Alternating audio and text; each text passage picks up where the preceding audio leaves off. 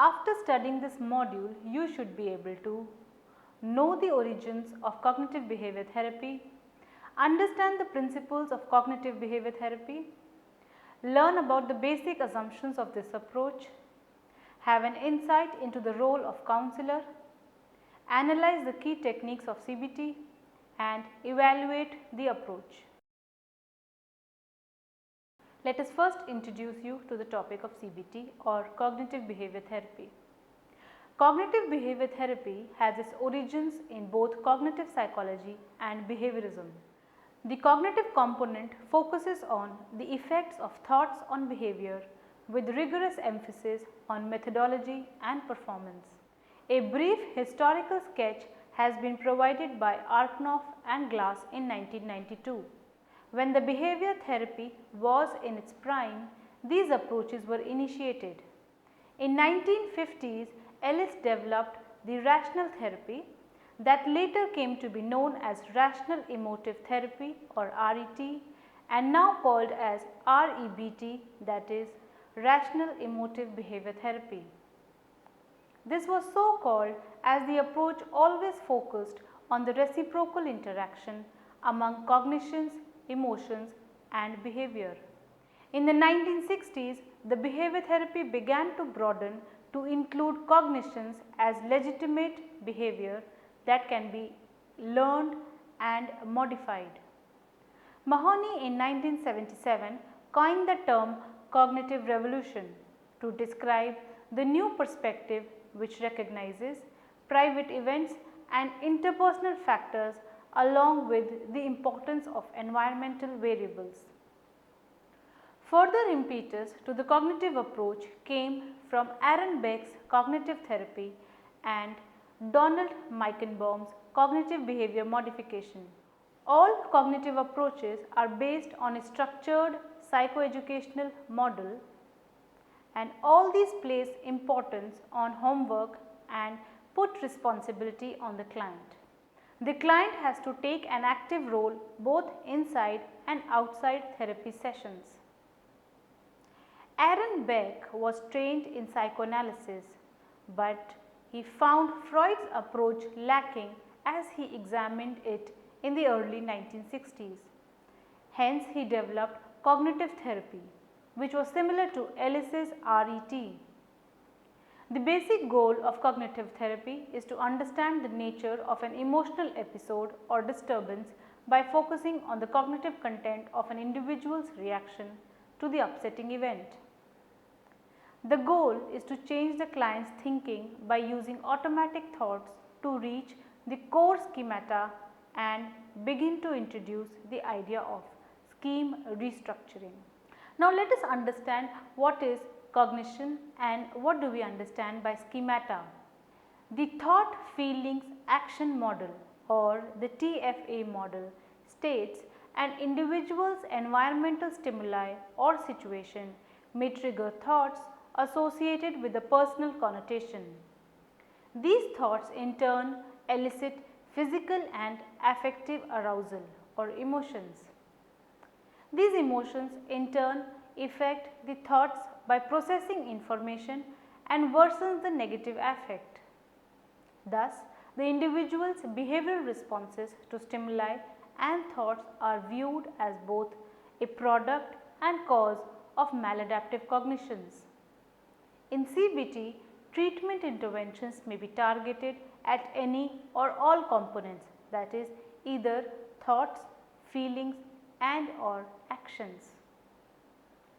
Beck in 1967 coined the term negative cognitive triad to describe the content of automatic negative thoughts. Typically, automatic negative thoughts may be grouped by themes pertaining to either the self, the world or the future. The world includes significant others or people in general. Ingram in 1983 divided cognition into 4 interrelated but conceptually distinct elements. These are number 1, cognitive structure, which refers to the way in which information is organized and internally represented. It is a psychological mechanism to store information. Second, cognitive proposition. It refers to the content stored in the cognitive structures. Third is cognitive operations. These operations serve as the mechanisms for information processing and involves selecting attention, perception, encoding, storage and retrieval. Cognitions are the product of processing of information and manifest as thoughts, verbalizations and explicitly held outcomes such as beliefs, opinions, attitudes, values, judgments and conclusions. Now what are schemata? Schemata as defined by Rush and Beck in 1978 are inflexible general rules or silent assumptions that develop as enduring concepts from the past or early experiences of a person. These schemata form the basis for screening, discriminating, weighing and coding stimuli. These schemata also form the basis for categorizing, evaluating experiences and making judgments and distorting reality situations. Thus, schemata can be identified as etiologically accountable for problems such as number 1, distortions in thought processing, number 2, maladaptive emotional episodes, number 3, faulty, exaggerated, unrealistic expectations of self, others and environmental conditions. Improvement in a person's problems can be achieved by targeting underlying schemata for change and effectively modifying them. Now let us understand what are the goals of CBT or cognitive behavior therapy. The goals of CBT are to help individuals achieve a remission of their disorder and to prevent relapse. Much of the work in sessions involves aiding individuals in solving their real life problems and teaching them to modify their distorted thinking, dysfunctional behavior and distressing affect. Therapists plan treatment on the basis of a cognitive formulation of patients' disorders and an ongoing individualized cognitive conceptualization of patients and their difficulties. A developmental framework is used to understand how life events and experiences lead to the development of core beliefs, underlying assumptions and coping strategies, particularly in patients with personality disorders. A strong therapeutic alliance is a key feature of cognitive behavior therapy. Therapists are collaborative and function as team with patients. They provide rationales and seek patients' agreement with undertaking interventions. They make mutual decisions about how time will be spent in a session, which problems will be discussed and which homework assignments patients believe will be helpful. They engage patients in a process of collaborative empiricism to investigate the validity of the patient's thoughts and beliefs. Cognitive behavior therapy is educative and patients are taught cognitive, behavioral and emotional regulation skills so that they can in a sense become their own therapists. This allows cognitive therapy to be time limited for many patients. Those with straightforward cases of anxiety or unipolar depression often need only 6 to 12 sessions. Patients with personality disorders, comorbidity or chronic or severe mental illness usually need longer courses of treatment such as 6 months to 1 year or more with additional periodic boosters. Cognitive therapists elicit patients' goal at the beginning of the treatment. They explain the treatment plan and interventions to help patients understand how they will be able to reach their goals and feel better. At every session, they elicit and help patients solve problems that are of greatest distress. They do so through a structure that seeks to maximize efficiency, learning and therapeutic change. Important parts of each session include a mood check, a bridge between sessions, prioritizing an agenda, discussing specific problems and teaching skills in the context of solving these problems, setting of self-help assignments, summary and feedback. Now let us understand what is the role of therapist in CBT. Beck in 1987 emphasized that the quality of the therapeutic relationship is basic to the application of cognitive therapy. The therapist must be genuine, warm, empathic, non-judgmental and accepting and have the ability to trust and build rapport with the client. The therapist must also have a cognitive conceptualization of cases, be creative and active and be able to engage clients through a process of Socratic questioning. He should have the knowledge of both cognitive and behavioral strategies. This will help clients to discover themselves. Now let us come to understand what is the most essential component of CBT. It is important to remember that cognitive behavior therapists use a different formulation for each psychiatric disorder. We use this formulation in conceptualizing the individual patient, which is an essential component to developing a sound therapeutic relationship, setting goals, planning treatment and selecting interventions. Building trust and rapport with the patients from the very first contact, demonstrating accurate empathy, sharing the conceptualization with the patients and collaborating are also essential. Another important part of every therapy session is helping patients respond to inaccurate or unhelpful ideas. The basic question to ask when a patient is reporting a distressing situation, emotion or dysfunctional behavior is, what is going on through your mind right now? Once we help the patients identify their dysfunctional thinking, we help them gain more adaptive and accurate perspectives, especially by helping them examine the validity and usefulness of their thoughts. We also help them design behavioral experiments to test the accuracy of their predictions. Now to understand the key techniques, let us first see what is the target of cognitive behavior therapy. The target of cognitive behavior therapy is the cognitions. So what are cognitions? Cognitions, emotions and behaviors are viewed as interactive within a social environmental context. Although cognitions do not cause dysfunction, they are inherent part of it. Targets for change include both cognitive outcomes and processing. Beliefs, expectations and meanings attached to life events may be the objectives of exploration and change.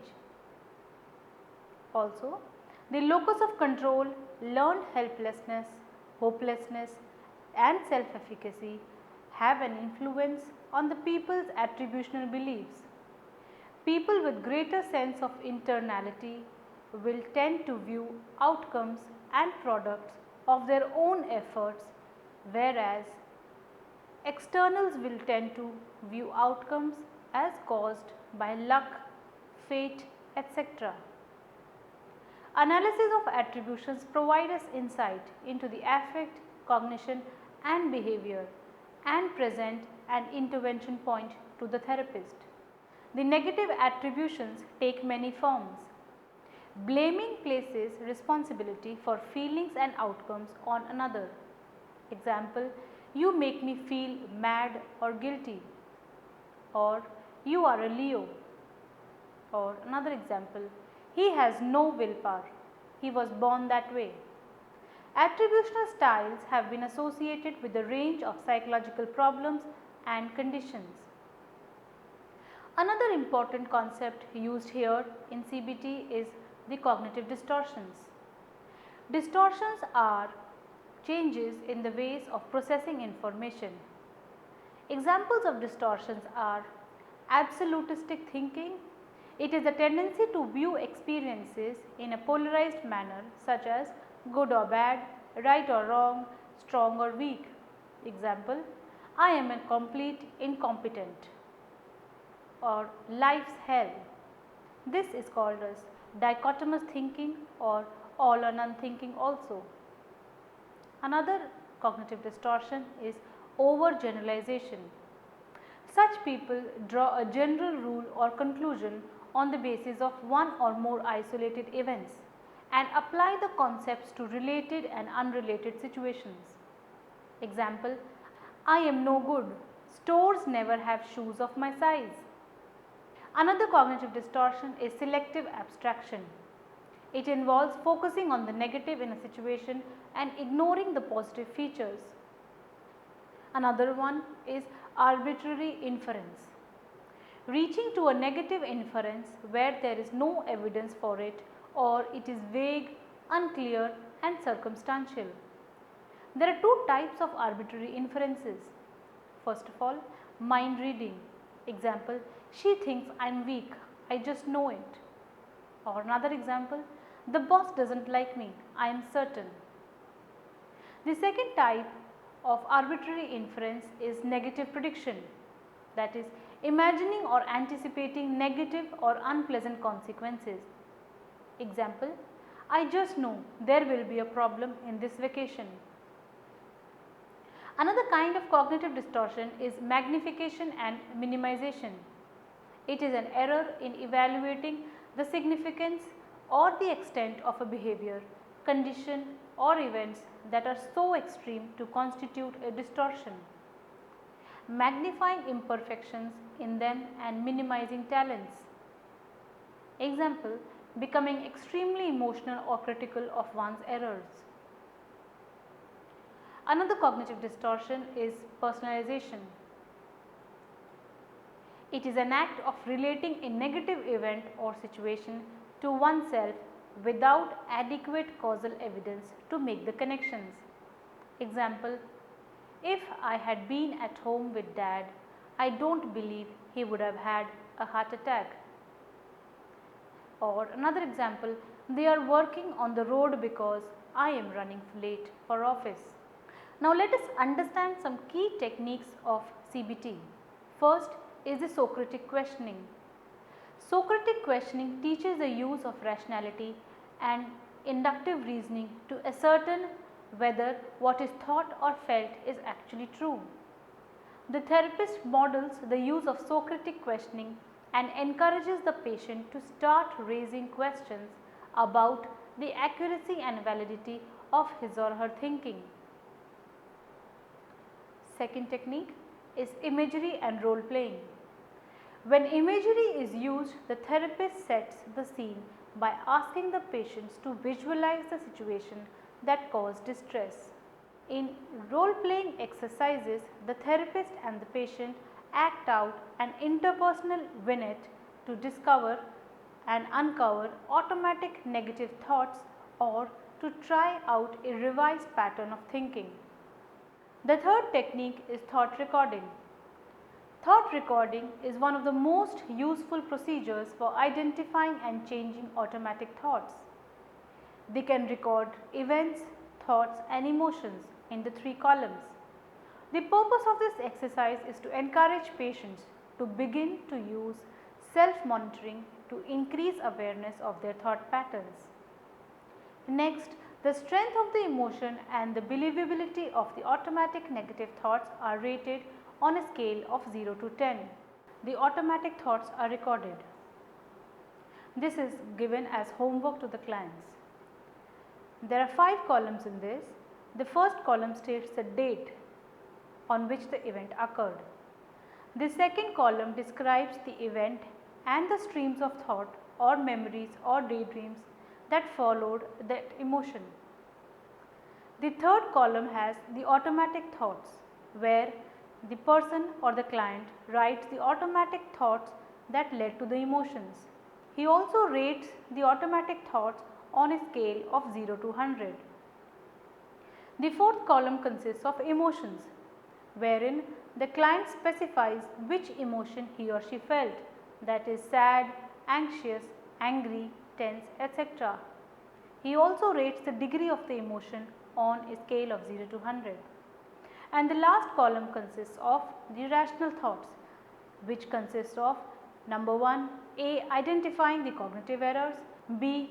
Writing rational responses to the negative automatic thoughts, and C. Rating the belief in a rational scale of 0 to 100. Now let us come to the fourth technique of CBT, which is called as psychoeducation. CBT integrates psychoeducational procedures as a core element of the treatment process. These procedures are woven into the treatment sessions. The therapy aims at teaching the patient the significance of challenging automatic thoughts, identifying cognitive distortion or errors, and practicing and implementing a more rational thinking style. Before initiating psychoeducation, behavioral interventions are sought to make the client understand the principles of extinction, reinforcement, self-monitoring, exposure, and response prevention. Now let us understand the therapeutic process. First of all is the step of teaching the client categories of distortion, in which the therapist identifies the distortions of the clients. Second comes creating a thought diary. Clients record their irrational thoughts following a mood affecting the situation, the category the thought belongs to, and more realistic alternative thoughts. Next comes the stage of engaging the client in a Socratic dialogue.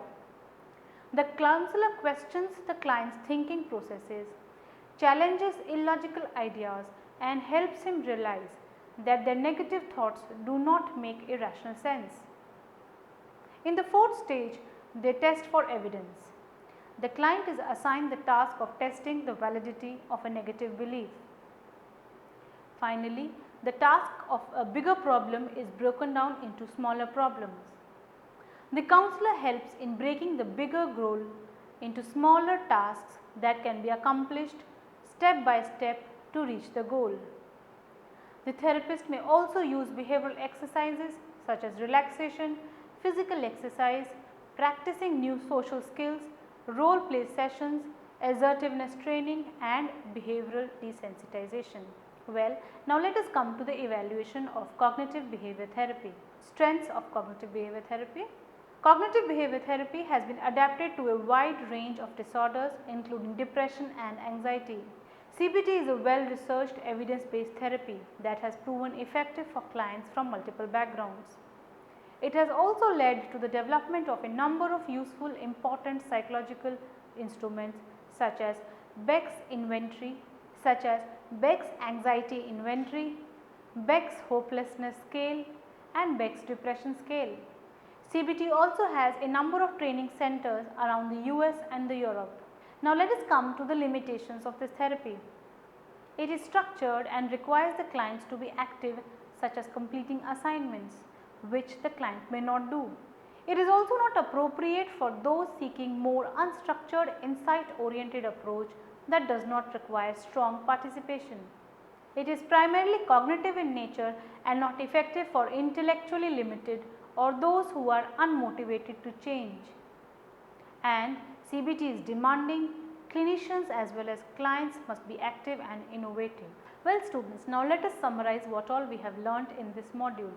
The thought feeling action model or the TFA model states an environmental stimuli or situation may trigger thoughts associated with a personal connotation. These thoughts in turn elicit physical and affective arousal. These emotions in turn affect the thoughts by processing information and worsens the negative affect. Beck in 1967 coined the term negative cognitive triad to describe the contents of negative automatic thoughts. Typically, these negative automatic thoughts may be grouped by themes pertaining to self, the world, and the future. Schemata are inflexible general rules or silent assumptions that develop as enduring concepts from the past experiences. Cognitive distortions have been understood as the errors in thinking resulting from previous beliefs, mental sets, and schemas. Beck has identified many types of schemas such as all or none thinking, mind reading, catastrophizing, awfulizing, labeling, personalization, disqualifying the positive, magnification, fortune telling, abstraction, generalization.